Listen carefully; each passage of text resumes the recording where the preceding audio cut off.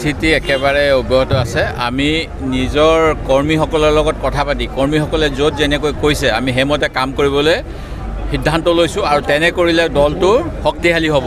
আমি যদি কাৰোবাৰ কথাত ক'ৰবাত যদি কিবা এটা কৰি পেলাওঁ তৃণমূল পৰ্যায়ৰ কৰ্মীসকলৰ কথা নুশুনি তেতিয়াহ'লে আমাৰ নেতৃত্বই আমি ভুল সিদ্ধান্ত লোৱা হ'ব। সেই গতিকে আমি কাৰো প্ৰভাৱত যাব নালাগে, অন্য পাৰ্টীয়ে কি কৈছে এইবিলাকত আমি চিন্তা কৰিব নালাগে।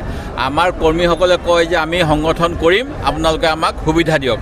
সেই গতিকে এইবাৰ আমাৰ সভাপতিয়ে কৈছে আমি আমাৰ নিজৰ সংগঠনটো শক্তিশালী কৰিবলৈ আমি যি কৰিব লাগে কৰিম। আৰু সেই গতিকে সভাপতি ডাঙৰীয়াই ধুবুৰীৰ পৰা শদিয়ালৈকে যি ভাৰত জোড়ো যাত্ৰা অসম আৰম্ভ কৰিছে সেইটোৰ কৰাৰ উদ্দেশ্যই হ'ল যে আমাৰ নিজৰ দল সংগঠন শক্তিশালী কৰিম।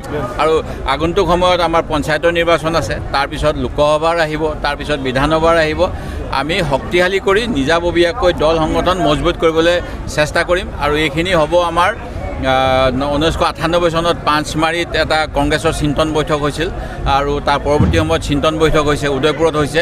এই গোটেইবিলাকতে আমি চেষ্টা কৰিছোঁ যে আমাৰ যাতে যিখিনি ভোট বেংক আছে কোনেও লৈ যাব নোৱাৰে মিত্ৰতাৰ নামত। সেই গতিকে আমি নিজৰ প্ৰথম শক্তি নিজৰ গুণেৰে আমি অসমৰ ৰাইজক সেৱা কৰিবলৈ আগবাঢ়ি যাম।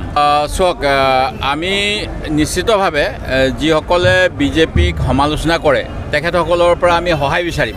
কিন্তু অসমৰ মুখ্যমন্ত্ৰী হিমন্ত বিশ্ব শৰ্মাই আটাইতকৈ ভাল বুলি যেতিয়া UDFৰ নেতাই চাৰ্টিফিকেট দিব, আমি কোন হতেৰে তেওঁলোকৰ লগত একেলগে যাত্ৰা কৰিব পাৰিম যেতিয়া আমি কওঁ যে মুখ্যমন্ত্ৰী হিমন্ত বিশ্ব শৰ্মাৰ যিবিলাক সিদ্ধান্ত অসমৰ স্বাৰ্থৰ পৰিপন্থী সিদ্ধান্ত।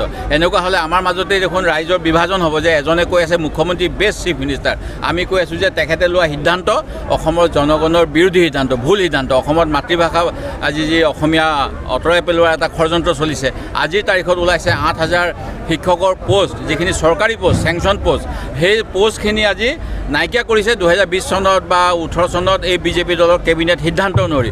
এনেকুৱা কৰি পেলাই কি কৰিব গৈছে? শিক্ষাখণ্ড ব্যক্তিগতকৰণ কৰিব গৈছে। ব্যক্তিগতকৰণ কৰিলে চৰকাৰী নিয়ন্ত্ৰণ যেতিয়া নাইকিয়া হ'ব তেতিয়া অহাকালিলৈ অসমৰ আমি অসমীয়া বুলি এটা গৌৰৱ কৰা জাতি আমি সকলো মিলি আছোঁ। মহাপুৰুষৰ আদৰ্শত সকলোকে লৈছিল, আজি সেই আদৰ্শ থাকিব নে নাথাকে সেই প্ৰশ্ন উঠিছে। আৰু এনেকুৱা কাম কৰিবলৈ কংগ্ৰেছে কেতিয়াও দিব নোৱাৰে।